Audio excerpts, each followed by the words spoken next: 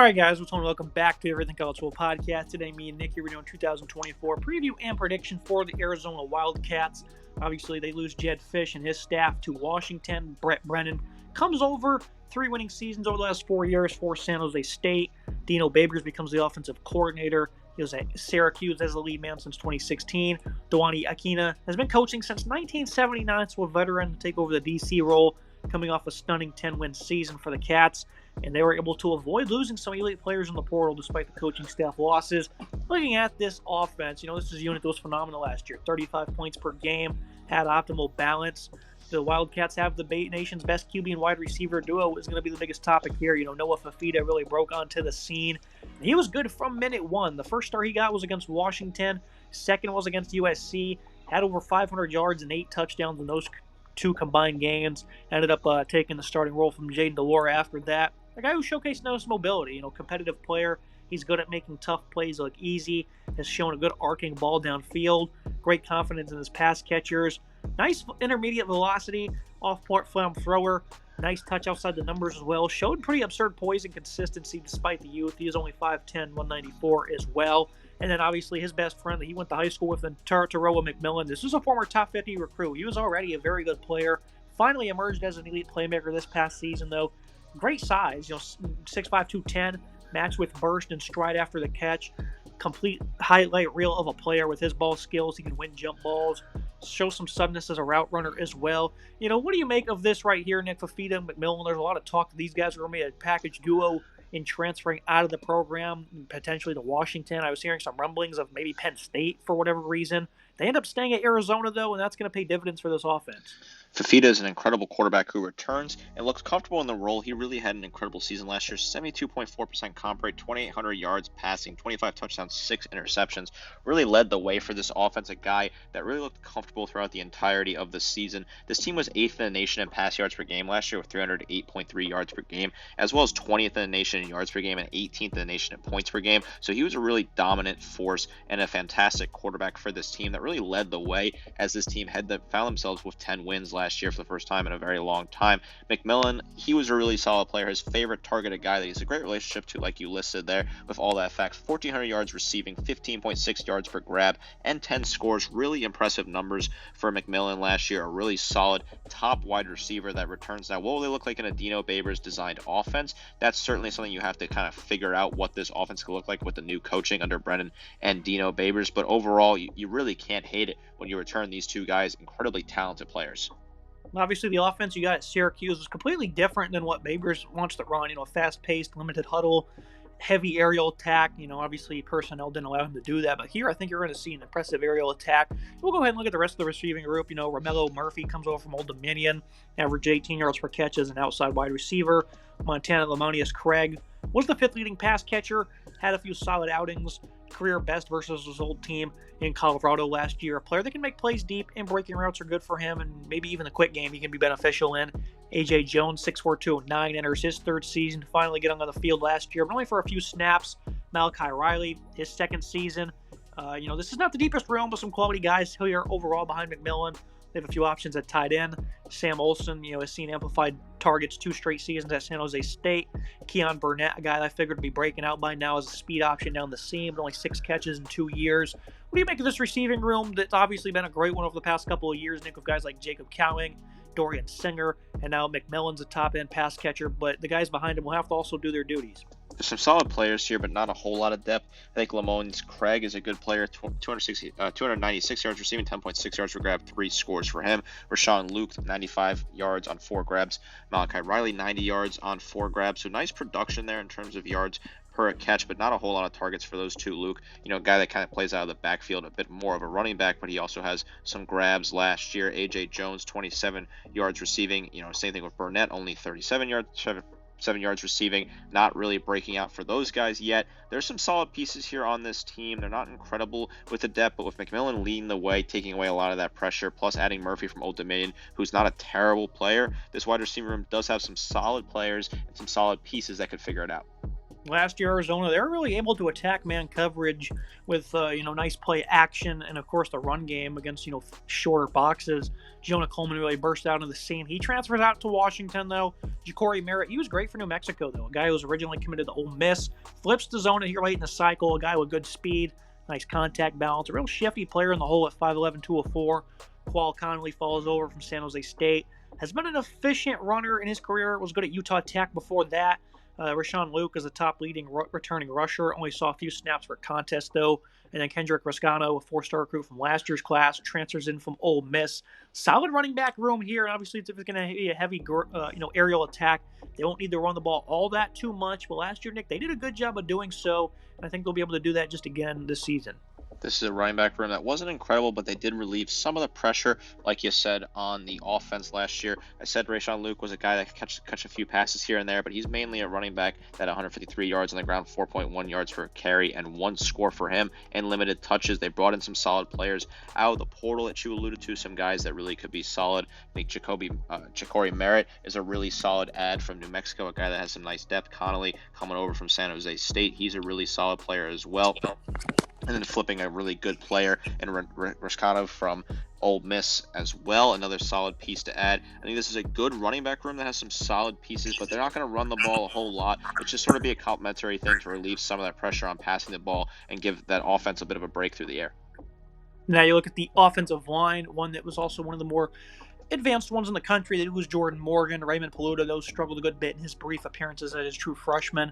Guy that should really take some steps in year two. Slimmed down to about 6'6", 335. He'll be the left tackle. Wendell Moe, a real rising star, as he was impressive in pass blocking. Only giving up 1 sack at left guard. They have a seasoned veteran at center, Josh Baker, 6'3", 305. He's been a good pass blocker, but has never been the standout in the run game. Levi Magnuson played the most snaps, 6'5", 315. They also have Oregon transfer Michael Wooten and JTN Hand, who all have a crack at right guard. Jonas Lavina has been great for the past 2 seasons. Played a lot of snaps at both sides on the right side of this offensive line. Some good backups, especially on the interior. Grayson Stovall, Alexander Deuced. Good unit here. The loss of Morgan does hurt, but it's just still a quality unit, Nick. I still think Jonah is really going to be a big breakout player. He's a guy I talked about, even as a true freshman, I thought he'd be really good, and he certainly answered the call. What do you make of this offensive line that did produce a first-round draft pick? There are some solid players here, some good players that end up getting drafted to the draft. Like you said, Jordan Morgan, a really solid player who got drafted. You got to replace him, but I think they'll be able to find a way to do so. I think Raymond Pluto is a really solid player. Wendell Moore has some good Wendell Moe has some good opportunities to have Josh Baker, a senior center there, really solid player. Jonas Savanier, like you mentioned, at right tackle, a good player as well. This is a decent unit that is solid. They got to be able to be strong and pass block to give their quarterback the opportunity to throw the ball as much as they would hope to, and I think they'll be able to find a way to do that. Looking at the verdict for this offense, Babers as the offensive coordinator is quite interesting, as the Q's offense was very stagnant, but the personnel and talent here is much improved, and balance was strong last year from this team. I think we see an aggressive approach that allows Fafita to uncork more deep balls to his best friend McMillan. Run game will see a good variety of faces behind a good offensive line that should be strong. Can't promise similar production from last year, but they will be good, Nick. And what do you make of Babers coming over? I think this is an opportunity for him to have some fun and be successful in doing so, as they're obviously very limited up there in Syracuse. But here's an opportunity again to have a lot of fun and to win games and produce. This is a guy whose career didn't really work out towards the end of his time up there in upstate New York. He had a 10-3 season in 2018, but then a really bad run of form through 2019, 2020, and 2021, including a 2020 1-10 season. They made a bowl game in 2022, losing the Pinstripe Bowl, and then got fired last year after a 5-6 season. He was previously offensive coordinator at Arizona in the late 1990s from 1998 to 2000. Also spent some time as a running back coach and wide receiving coach down here in Tucson. He returns back after having some good experience involved in coaching offenses at UCLA, Pitt, and Baylor as well. I think this could be a very interesting hire. It could play out well. Those offenses weren't phenomenal upstate, but I do think he has a little more opportunity to be creative, like you're alluding to, and sort of develop and turn this offense to a fun, high-flying offense like we saw last year. Look at that offensive side of the ball. I'll be the first to admit I was wrong last year when we did our previews. I gave this defense an F rating, Nick. I didn't think they were going to be any good, and they ended up being a very impressive unit in this conference. 30th nationally in points per game, and only 50th in yards. They do lose 17 guys to the portal, added 10, though, along with 6 returning starters.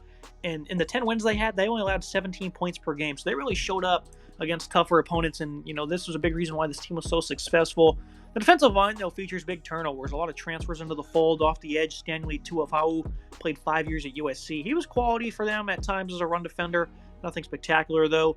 Trey Smith, he was an elite player for San Jose State, led them in TFL in sacks at 9.5 and 6.5 respectively, along with 66 tackles, proven to be a really good run defender. Chase Kennedy didn't play much in 2 years at Utah, tad undersized at 6'3", 231. Lance Kennedy played 4 years at Stanford, could provide some solid reps as a run defender. Looking at the interior, Chuba Mai was a good run defender at 6'2", 347 for UC Davis over 4 years. Kevon Darton, he's undersized at 5'11", 271. But when he was at Syracuse for 2 years, proved to be a good run stopper. Also some horrid size from Jara Anderson at 6'2", 260, a transfer from Memphis. And Ta Uyungale returns after being quite good at 6'4", 285. Good defensive line here. I think the size on the interior is a tad concerning, though, Nick. And I do think they are going to be pretty stellar this year. I don't think they'll be great, but I think they'll be good enough. Again, you have a makeup of a lot of transfers here, Nick. You got 8 transfers on the defensive line trying to take 4 starting spots. What do you think is going to happen? Ungale is the only returner from last year, 21 total tackles, 4.5 tackles for loss, 1 sack. A lot of different transfers here that plug in, a lot of different guys fighting for starts early on. A completely revamped part of this defense on the defensive line. Big turnovers there. I think the solid add in Teofilo from USC is a really good add. Trey Smith, not a bad add from San Jose State, a very elite player that follows his former head coach there. Down here to Arizona, a nice returning player for head coach and player to kind of reconnect to each other. This is a guy in Smith that could be really solid, led the team in tackles and tackles for loss last year. Chase Kennedy, was okay at Utah State, didn't play a whole lot. That is Lance Keeley coming over from Stanford. He played a couple of snaps here and there throughout 4 years, and then Mai from UC Davis. He played over 4 years and was a solid run defender. This is a completely revamped unit that's featuring pretty much all transfers. I wonder what that's going to look like. I don't really love when units are fully transferred. Any part of a team is fully transferred. I think it doesn't have a lot of continuity and leads to mistakes and miscommunications, but there are some solid guys here. I think Smith could be really solid coming off that right side of the edge. And I think Brendan did a pretty good job considering this was kind of a late cycle. He got hired late into the cycle, and, of course, they lost a couple of their own guys to Washington. A few guys went to Texas with Johnny Nansen when he left to join the Longhorn staff as DC. So, they had a bit of an exodus themselves. So I think this is a pretty good job to, beef these guys up. Look in the middle of this defense, Jacob Manu struggled bad in 22, but he emerged heavily as a leader this past season, was a good pass rusher as well, high IQ football player. Lovely. He was able to provide for the Wildcats. Justin Flo wasn't all that good, but seems to be progressing well this offseason. A guy who was a former 5-star recruit who's just not been able to do anything really in his career. Tay Brown was sound in his brief appearances last fall. Played with the first team often in the spring, so I think he's a guy who can emerge. Camilo Ka'au wasn't all that good, but was playing in his first season. Should improve highly. This should overall be a linebacking room that progresses, one that was already quite impressive, mainly because of Manu last year. What do you make of the middle of this defense here, Nick? Again, you have a former 5-star who hasn't worked out, while you have a guy who was under-recruited who's a star in this conference. I love this middle of this defense. This is a fantastic unit, led by Manu, who's your top returning tackler. Always great when you get him back. 116 total tackles, 9.5 tackles for loss, 6.5 sacks, a pick, and 2 pass breakups. A do-it-all linebacker type of guy you love to have on your roster. Players that I absolutely love watching. A really physical do-it-all linebacker that's solid. Justin Flo, on the other hand, has not really worked out at all. This guy is really not been able to live up to potential. Former 5-star that had, was committed to Oregon at a previous point in time. Hasn't really worked out for him. He ended up in Arizona, being one of their highest, ranked recruiting players ever in terms of ads from, out of high school or whatever you want to say in terms of his 5-star pedigree, but he has not been able to produce at all. 44 total tackles last year, 2 tackles for loss, 1 sack, 2 pass breakups. He's the guy they're waiting for him to break out. Is this the year he's going to finally figure out? I'm not entirely sure, but the clock is certainly ticking. Tay Brown, as a true freshman last year, appeared in 13 games with 6 tackles and a couple different snaps here and there. He practiced with the first team a lot. He's a really solid player. I like him to step up this year. And then Kamalu Keanu as well, 15 total tackles to round out this linebacking core. That's the best part of this defense for my money. You look at the secondary. A big reason why they're so good is, the defensive coverage they implemented last year. They would sometimes drop 7-8 guys in the coverage, and it was just tough against some of the best quarterbacks in the country. They returned to Cario Davis, a corner who was in the portal for a little bit. Another one of those elite players they were able to keep at home. A guy who has great length, has strong vision, patient man cover corner. Nice long strider, impressive vertical athlete for being 6'4", 195. Showed great ball skills. Does need to work on smoother transition and adding some more strength. This is an elite standout here. Zona looks to 3 transfers, though, who will be opposite of Davis. Marquise Crowes-Killebrew, now at his 3rd school in 3 years. John O'Price from College of San Mateo. Demetrius Freeney from Miami, pulling away 1 snap. Also previously from the College of San Mateo. A bit of a pipeline, it looks like, for Brennan. Traydon Stooks returns to his slot role, where he was impressive in terms of safety, though. You look at guys like Gunnar Maldonado. He was very good in all regards. Him and Dalton Johnson were 2 of the top tacklers on this team, both of them being stout versus the run. Lots of youth in terms of second stringers. Genesis Smith was all right in coverage, below average everywhere else, but got on the field a good bit as a true freshman. Unit played very good at times due to good scheming. Also allowed a lot of big plays in the intermediate range, but they're pretty strong downfield, Nick. The return of Davis is tremendous. I love the safety duo they have. What do you make of the secondary this season? Do you think they'll step back or they'll be all right? I think it's a secondary unit. It's not terrible. They do return enough pieces, I think, to still be a strong contending secondary in this conference. They were really solid last year at times against the pass, a unit overall that I do like. I think they return, Davis, who, opted to not go transfer in the portal. He had 15 pass breakups last year, a jaw-dropping number when you really think about that, an incredibly high number, 1 interception, 25 total tackles for him. Genesis Smith's a decent player as well. They return, who was a true freshman last year, on 24 total tackles, 1 pick. He could step up. Dalton Johnson, 86 total tackles, 6 tackles for loss, 2 sacks, plus a pick and a pass breakup for him. So nice players they return across this unit. Gunnar Maldonado is another solid player, 81 total tackles for them, two interceptions and a pass breakup. So some nice returning production here. Some good players overall. The verdict for this defense, I gave this unit again an F grade coming into the last year. And I was incredibly wrong, because they were tough and hard to crack at all 3 levels. On the stat sheet, the secondary allowed some yards and some big plays, but good offenses, again, really struggled to manufacture offense. D-line features a big makeover, but I like what they had. I like what they've added, that is. Size can become an issue. I think the linebacking and defensive back groups, though, feature plenty of returning playmakers. Scheming might not be as prominent, though, like it was last year under Nansen. What are the final prediction for the Wildcats? Arizona gets a bit of a brutal welcome to the conference that could really set them back with road trips to Kansas State and Utah early on in the year. They blew out the Utes a season ago, and they have an offense that will be explosive and tough to contain downfield. Behind an offensive line, they'll continue to get better, while the defense returns nothing but high-level players that will need to be strong as some of the transfers come into their own, especially on the D-line, where the run D can really work itself into a hole. This is a team I think can really accomplish a lot, Nick. 8-4 here, and I do want to clarify, the game September 13th at Kansas State is going to be a non-conference game. Very interesting schedule that has a lot to do with the alignment, the realignment of conferences and whatnot. Non-conference game on the Golden Manhattan, Nick, so it won't be the biggest blemish if they lose that game. I still have them losing to Utah 2 weeks later, and I think they'll be just holding them back just enough to make the conference championship game most likely. But again, this is an offense that will be very exciting to watch this season.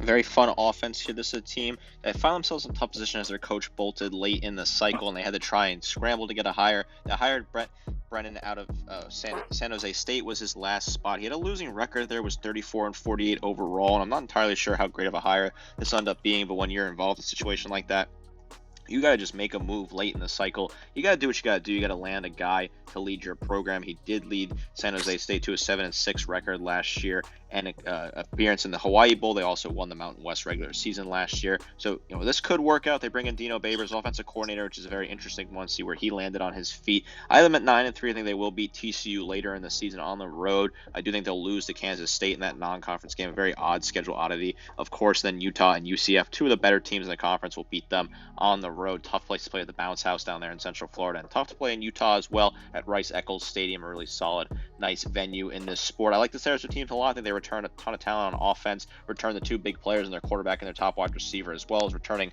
a really solid middle of the defense and a good secondary unit as well. I'm worried about the offensive line as well as the defensive line, especially with the turnover on the defensive line. But in general, this is a team I'm very excited for. I'm excited to watch this Arizona Wildcats team play this year. They were super fun to watch last year, a really exciting team, and they returned some of those pieces that made them exciting from the year before. High on this team, a very fun team to watch in their new conference. That's going to be it for today's episode. As always, I appreciate you joining me. An Arizona team that certainly has resurrected themselves from being at the poverty level. Should have no issues really transitioning in this conference with the guys they are able to retain. Anything less than 8 wins, I think, would certainly be a disappointment. Final thoughts. A very fun team. Excited to see what they look like in the new conference. Make sure you like, comment, subscribe. See you next time.